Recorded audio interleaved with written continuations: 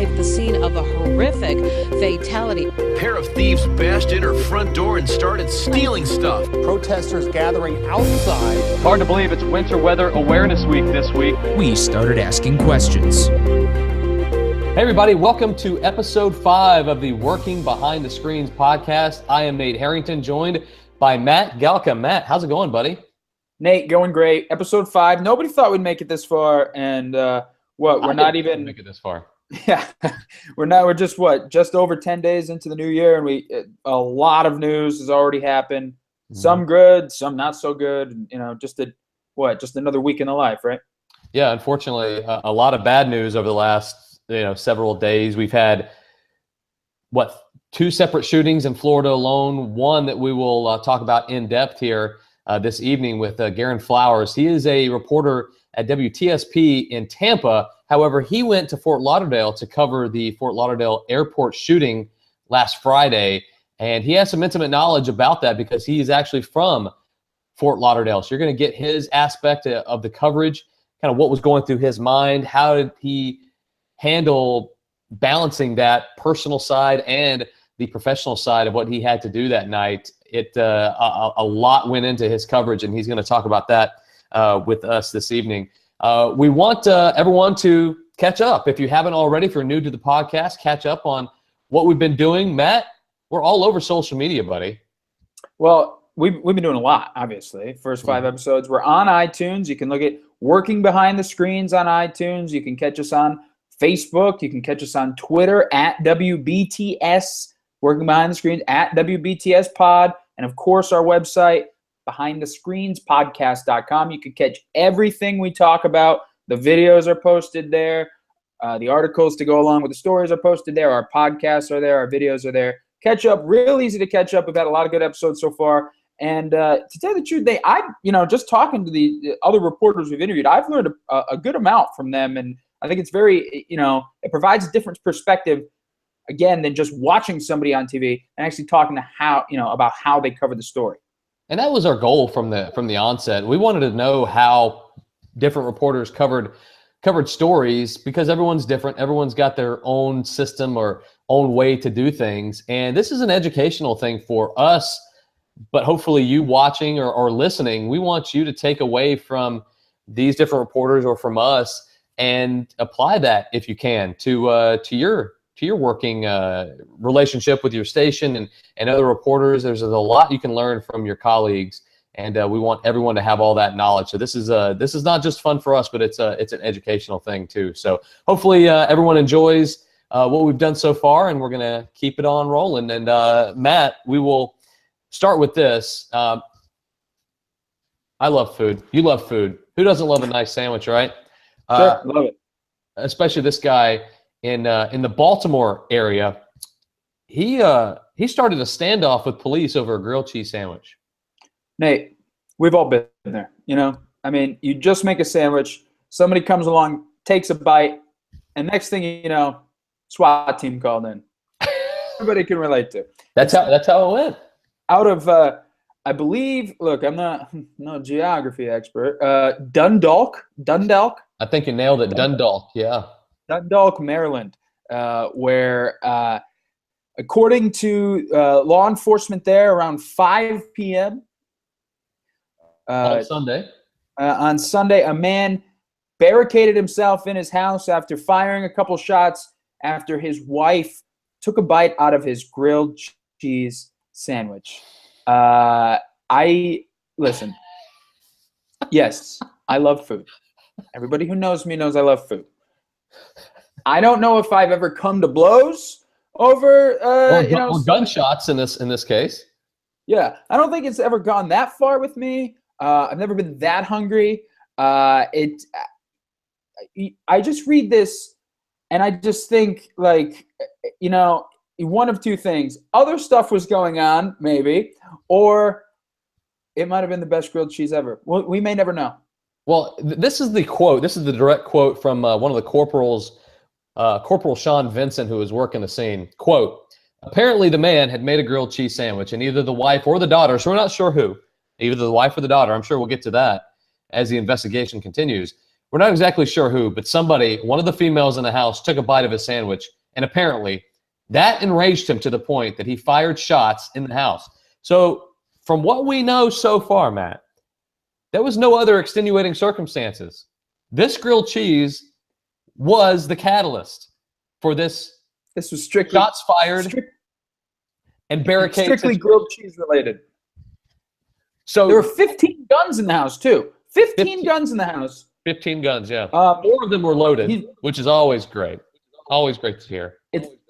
It's possible he has other breads and cheeses somewhere in the kitchen. To have that kind of munition stash. I don't know. I mean, look, we're making fun of it now, but the basics here. It was a bite of a sandwich. It was a bite of a damn sandwich, Nate. It's not. Are you one of those people that puts mayonnaise on the outside of the inside of the sandwich? That's disgusting. Absolutely not. Those people have no place in my life. No. It's butter. Butter on the outside. It's butter on the outside. 2 pieces of cheese on the inside, depending on the cheese, and you grill your sandwich, and that's it. Then people put, mayonnaise or whatever on the inside. That's just that's not what you do. Sorry. Nate Harrington has no time for your designer grilled cheese. Back to basics. Artisan grilled cheeses? No thanks. Thanks. All right. So if that story wasn't weird enough for you, Nate, because I know you love your weird news, and I love my weird news. Out of Houston, Texas, nothing weird ever happens in Texas. No. Deputies mistook for, meth. They mistook the cat litter for meth. It was a faulty field test. A faulty field test led to this. What deputies believe was methamphetamine. Now, okay, look, you hear about, okay, they mistook the cat litter for meth. I don't have a cat. I don't like cats necessarily. I'm severely allergic, but that's, another thing. Cat people out there, that's fine. I know cat litter, from what I understand, kind of looks like sand. Kind of. I think, kind of looks like sand. But here's the question. This happened in a traffic stop. Correct. The deputies, they did find marijuana in the car. Now, my question is, why is the cat litter just out? If it's cat litter, is it just out on the sea? Where is the mistake happening? Evidently, the man in question, the man that was charged for this, Ross LeBeau, who was charged with possession of a controlled substance, said that his father had placed this cat litter in a sock as a way to absorb moisture and keep the car's windows from fogging up. Now, I'm from Florida, where that happens quite frequently. I've never heard that in my life. That seems, and I know Houston is kind of swampy anyway, but that just seems like something that is not. What's in the sock, Nate? What's in the sock? That's the thing. He said it was cat litter, and then eventually the case was dismissed. He was charged until they did another test on the cat litter that found out that it was actually cat litter and not meth. But what a bizarre. How do you bomb on a field test that badly? What are they doing? What was the advanced test? They put it in front of a cat and see if it peed on it. I think that was it. Yeah, that was it. The boys at the crime lab were they brought in Garfield and Heathcliff to see what's going on here? I think they saw it actually in a clump, and they saw the white and blue speckles, because a lot of times cat litter is a different color, and I'm like, man, you know what? This doesn't seem like meth to me. I don't think Walter White was working on this stuff in Albuquerque before this guy got a hold of it. So bizarre. Wow. I don't know. I two things I'll probably never be close to is cat litter and meth. So I'm not the expert that I claim to be. Okay, well, if you're not the expert on that, I guarantee you'll be the expert on this. Police in York Haven, Pennsylvania, says a woman drove into a river as a cop approached her. I guess he approached, she drove and took off. While she's floating in the river there, she continues to drink alcohol. Oh. Yeah. Okay. You know what my favorite line from this whole story is? What's that? So not she's continuing to drink alcohol while she's in the river. My favorite line from the whole story is, police suspect alcohol might have influenced the York Haven woman's decision to drive into the river. No, come on. Get right out Come of on. town. Come on. Get right The Susquehanna River, I guess, is the place where you go to just let off some steam. Cops approached this woman. And I got the article. The article that I posted on our website, behindthescreenspodcast.com, is actually from the local newspaper. And I normally take stories from the TV side of it because normally there's some video with it. But the details of the story are just too great for the details in the local paper are fantastic. I have to read some of them. It's a common area, evidently, for drivers to try to hide from cops as they drink. But the woman that was parked there was drinking beer, some sort of alcohol. She appeared distraught and acting erratically. Okay. The police drove up to the vehicle, got out, and started to approach it. She just looked at him, put her vehicle in drive, and drove right into the river. That's the image I can't get out of my head. She looked at him, and okay, obviously intoxicated, but somewhere in her head she said, "Yep," and just put it in drive and see you later. The woman's Subaru ended up in about 20 feet 20 feet from shore in about waist-high water, according to the police chief. Then she simply sat there in the car and kept drinking. Look, and we can laugh. Okay, they rescued her by boat. They got her out. I mean, thankfully it wasn't worse, so we laugh about it now. But again, I'm just thinking like she made I say conscious decision. I mean, inebriated isn't exactly but she made the decision to just put it in drive. And I can think of the Revenant with Leo floating down the river to escape pure peril, or I think of the Oregon Trail where she just said, "I'm going to ford the river." Got to do it. She was going to get away. I always wonder, the criminals, and I'm going to sound like a public service announcement, but like, I know if I was ever caught in any situation where I was breaking the law and had to run from the cops, I would get like 5 feet. I'm not very fleet of foot. I would get like 5 feet and I'm done. I'm wondering like what they think the end game is. Like the cops are going to give up. Oh, whatever. She drove into the river. Let's just leave her there. Come on. Oh, she got away.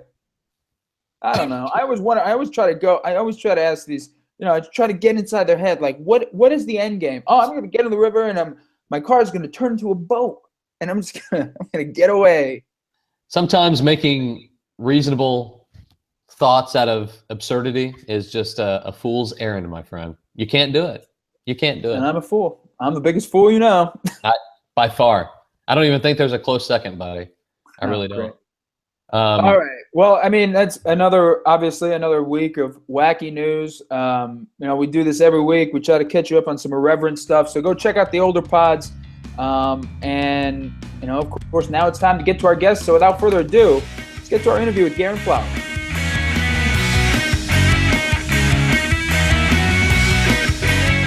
All right, everybody. Joining us now is Garin Flowers. Garin, you worked the Fort Lauderdale shooting this past week on Friday the 6th. You work for WTSP Channel 10 in Tampa, but sent over there to cover this nationwide story, not just a statewide story, but a nationwide story. Tell us what was going on in your newsroom and how you got sent over there.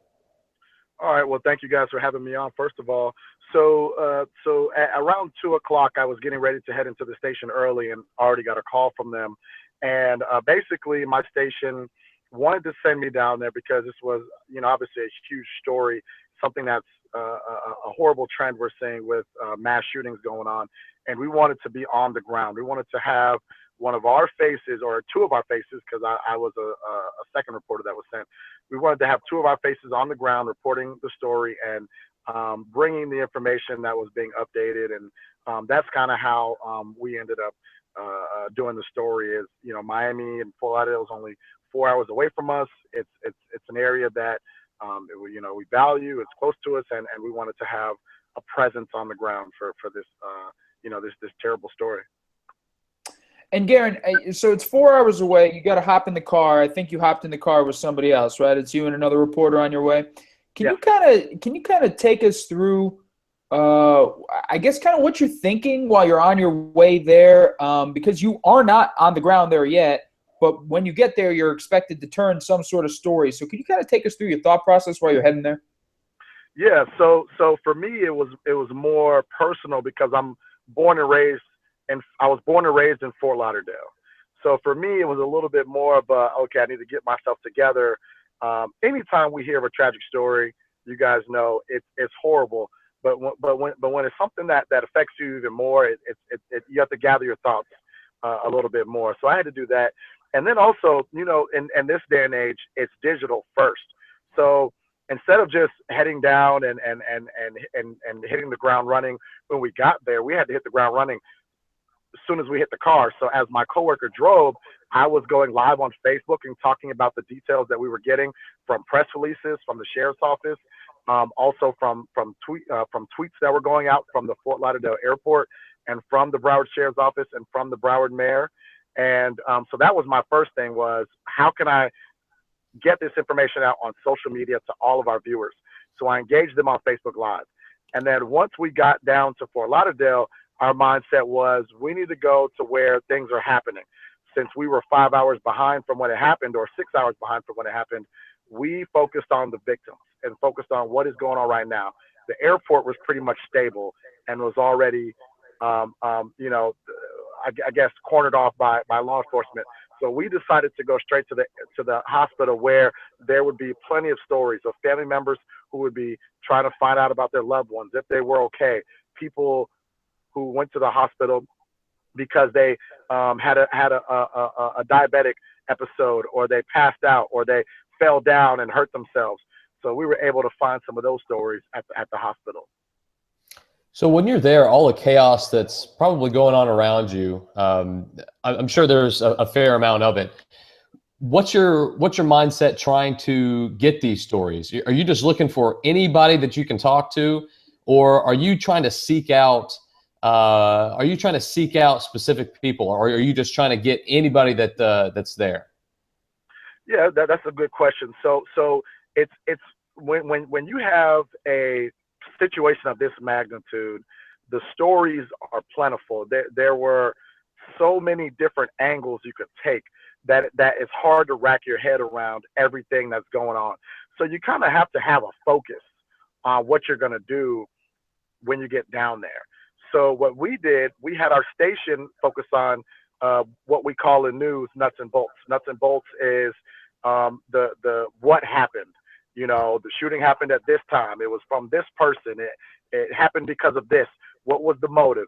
The station has the anchors kind of go through that information.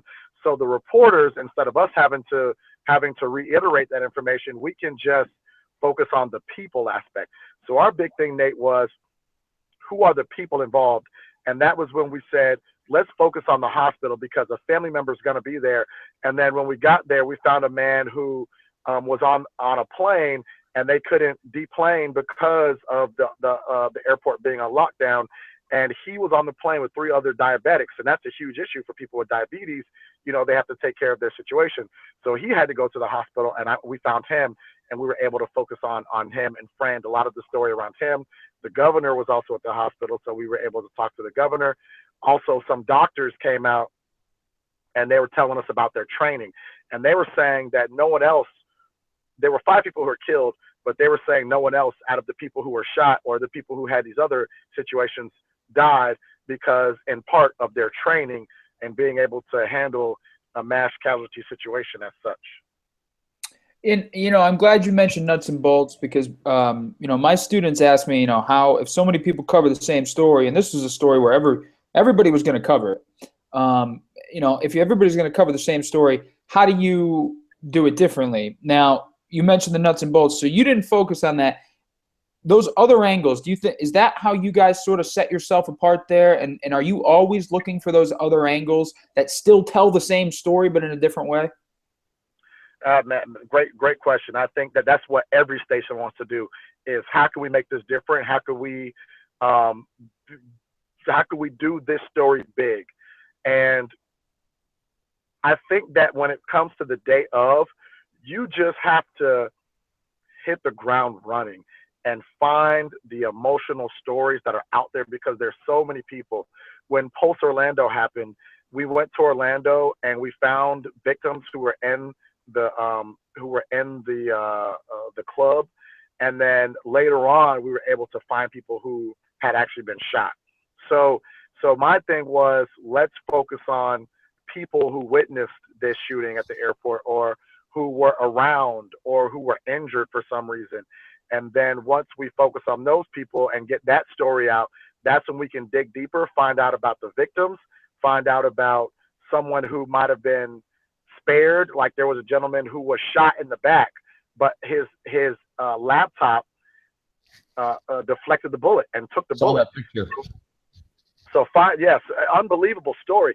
So finding stories like that, you have to find those as things unfold. And the way you find those stories is you talk.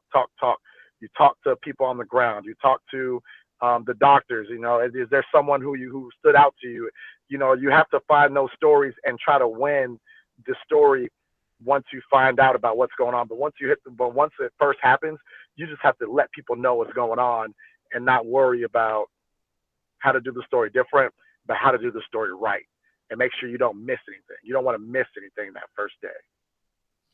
So you said you're from Fort Lauderdale. When you're there doing that story, does it go through your mind, you know, I've been through this airport, you know, could have been me, this could have happened? And how do you separate yourself while you're working from the personal attachment to the town that this event's taking place in?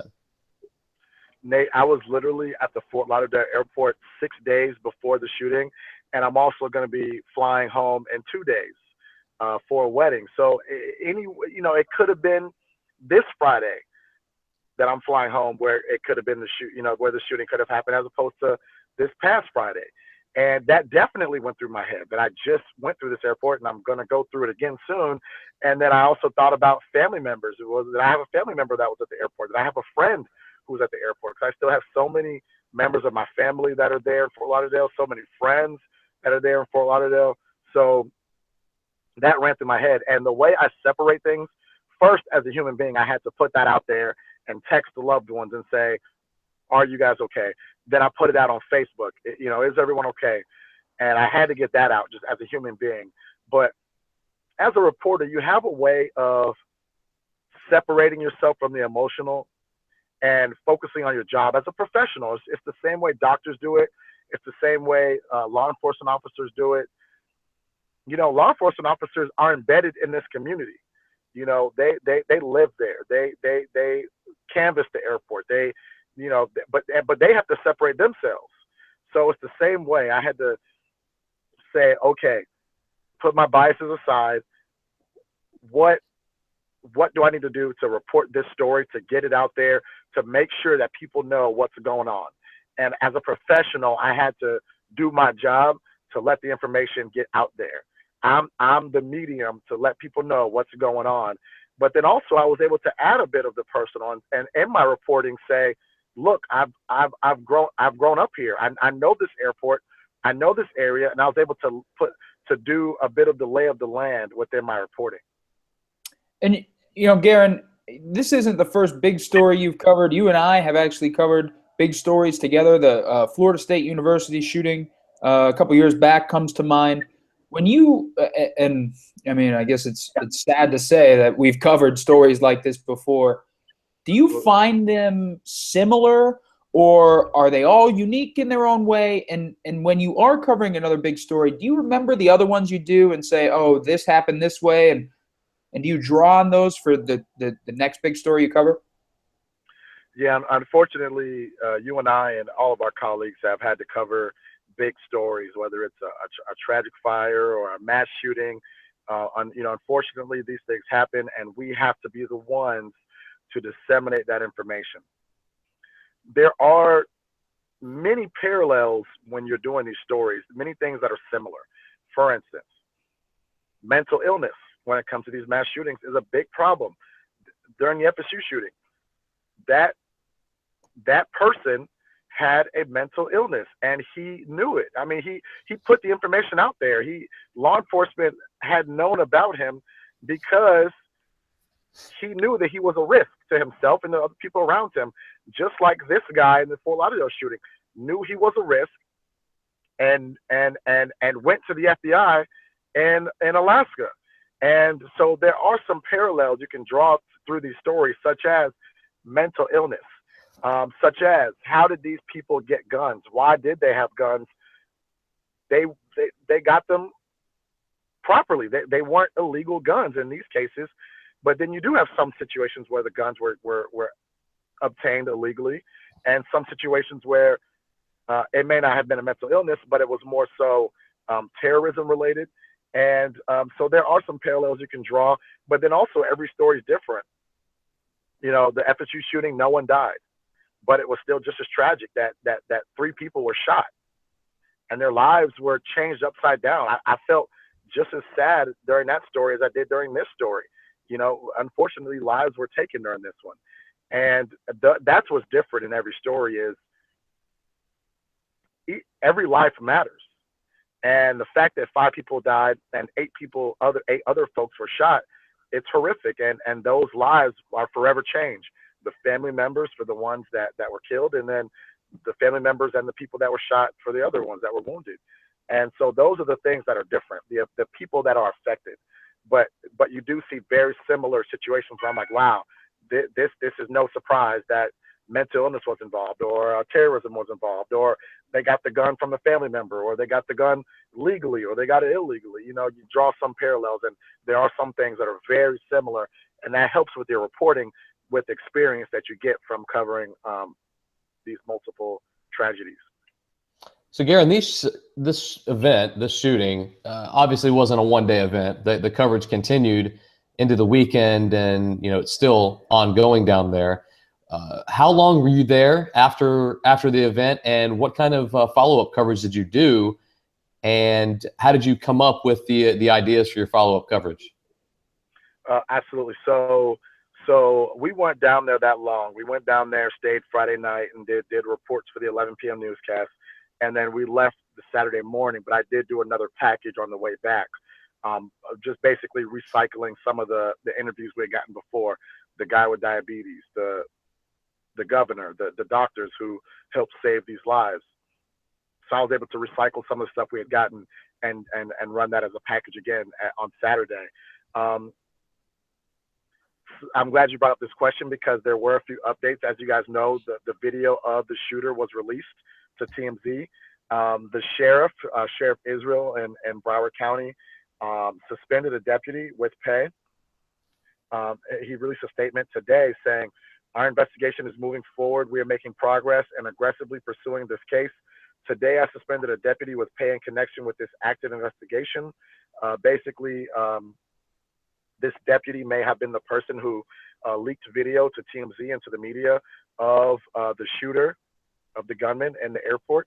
Obviously, that's against the law and could be a huge situation.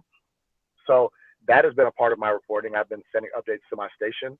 I've also been sharing the stories done by CBS News, like the gentleman who had the laptop in his back that the bullet hit. There was a story about a kid who was sending a text message to his parent, saying, you know, I guess saying if they were going to die, like a last text, if you will. So that's some of the things I've done is reshare some of the other stories that have been out there. But my station is moving towards less breaking news and more towards stories about people and stories that affect people. So we try to cover breaking news, but we've scaled back from what a lot of other stations and what a lot of other news organizations are doing these days, from something special that my station, WTSP, is doing. And Garin, I guess we'll get you out on this. You know, for somebody listening, all of this sounds bad. Obviously, it was a mass shooting. It sounds bad. It sounds terrible. It sounds sad. But is there any silver lining to any of these bad stories? Or is there anything you latch on to, especially in the aftermath of this sort of stuff, that kind of like, it'll never make it okay, but as you said, you're a human too. Is there ever any good things that ever come out of any of this bad stuff?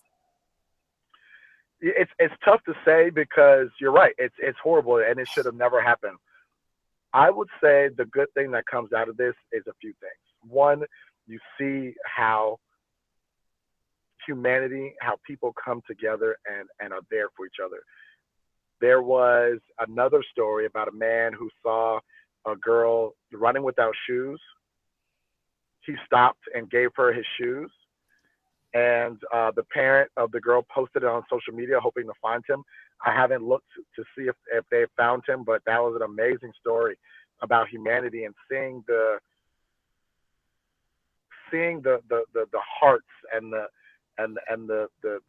amazing emotions that we have inside of us as human beings to help each other out during a time of tragedy. You see that come out.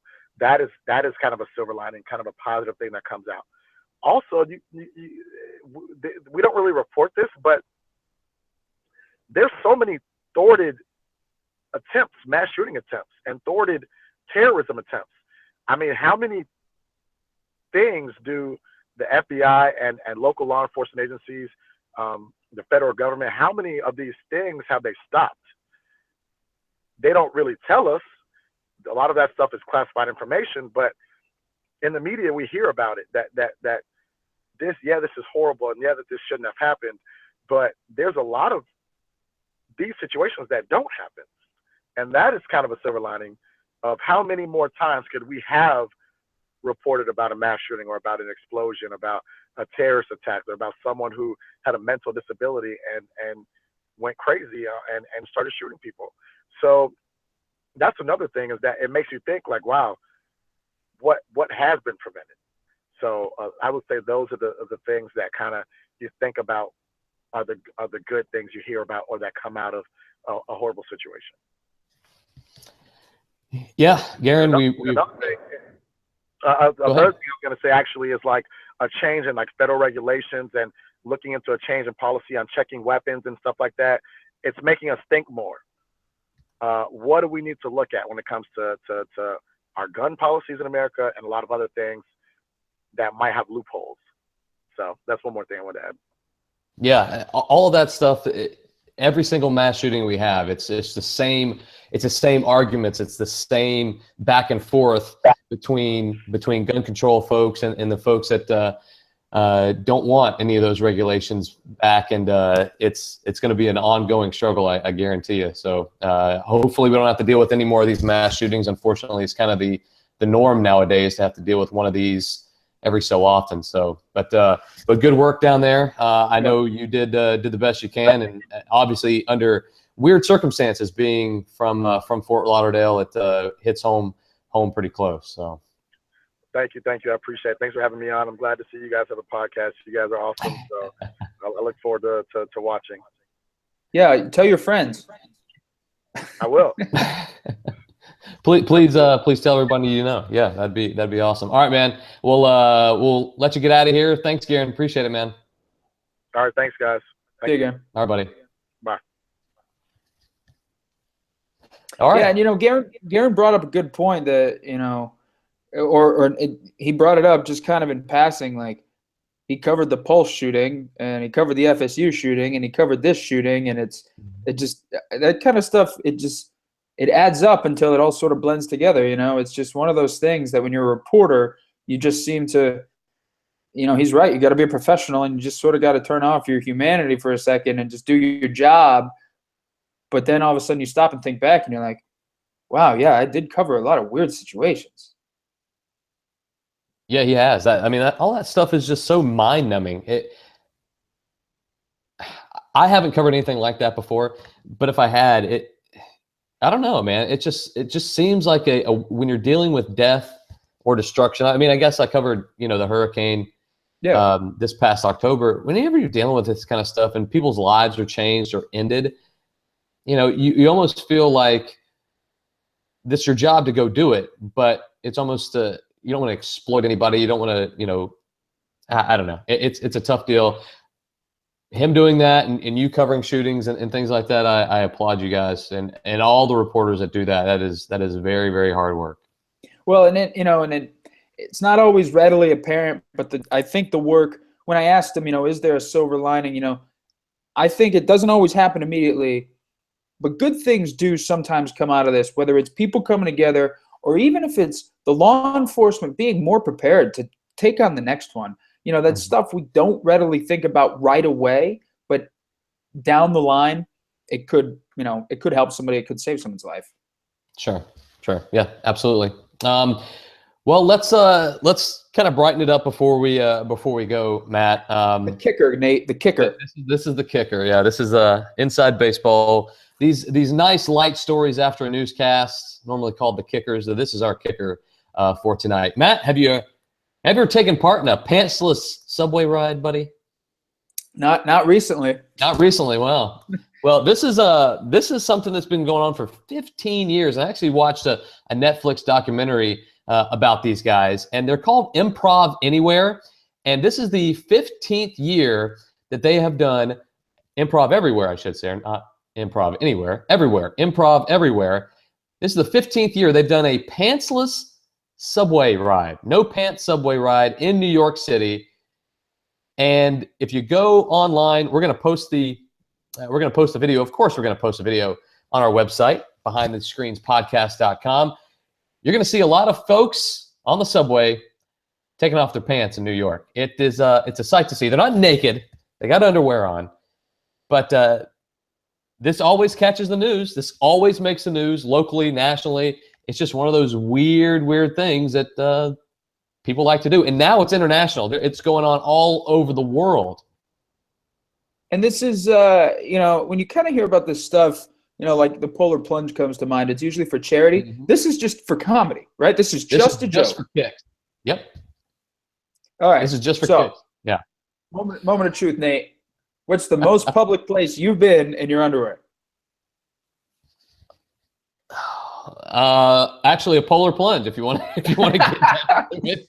Okay. I did a polar plunge in Minnesota, and I guess the accommodations were, we were separated by gender, but there was some mass changing going on, and so yeah, that's where I was, in a tent with a bunch of guys right after I got done doing a polar plunge, changing into dry clothes. Nate, you haven't lived until you've been pantsed outside of your football locker room. Oh, well, that too. Your high school campus. You know what? No, I just forgot. I was playing Foursquare in middle school and got pantsed. How about that? Oh my God. Yeah. Yeah. And that day, that day, I promise you, hand to God, I was wearing white boxers with blue polka dots. Oh my God. That's quite the mom outfit. That's quite the mom boxer outfit. Great, isn't it? Yeah. So that's why. Nothing funny about that when you're getting pantsed. Nothing funny about it. Especially not when you're 13 years old. Anywhere. Pantsless subway ride. I guess, I wouldn't do it. I guess I wouldn't do it. Or maybe, I don't know. I wouldn't do it. But, if I was on the subway, I'd be like, all right, whatever. That's like, if you've ever been to New York City, that's like, I've seen a lot worse than that. On the subway. Yeah, exactly. This could be a lot worse. Someone could be, peeing on me or something. I don't know. Yeah, no, you're not wrong. The parts of the subway are literally the worst things on the planet. On the planet. Yeah. They're literally the worst things on the planet. That's what I was thinking. So go check out the pantsless subway ride. That is our video of the week on the Working Behind the Screens podcast. Matt, you got anything else for us this week? No, I mean, I don't. For those of you who didn't know, I mentioned it earlier. I'm also a professor of journalism. So Florida A&M, we just started the semester. I got some great students. I don't know why they put me in charge of students. I don't know what they were thinking or what I did to fool them. But obviously they weren't thinking. No, they weren't. It was like a blind like a blind date almost. They're like, yeah, we need a professor. No, but I got some great students. You know what you're doing. I got some great students. I want to give them a shout out because I told them to download the podcast, obviously. Mm-hmm. So maybe our numbers will go through the roof. But yeah, looking forward to a good semester at FAMU. How about you? Awesome. Yeah, man. Just getting the new year started off and getting back in the swing of things at work and just living the dream. Episode 5 in the books, man. It's been a great month and a half so far. Our best. Let's keep it up. That's right. All right, guys. Well, that does it for episode 5, and we will see you back here next week.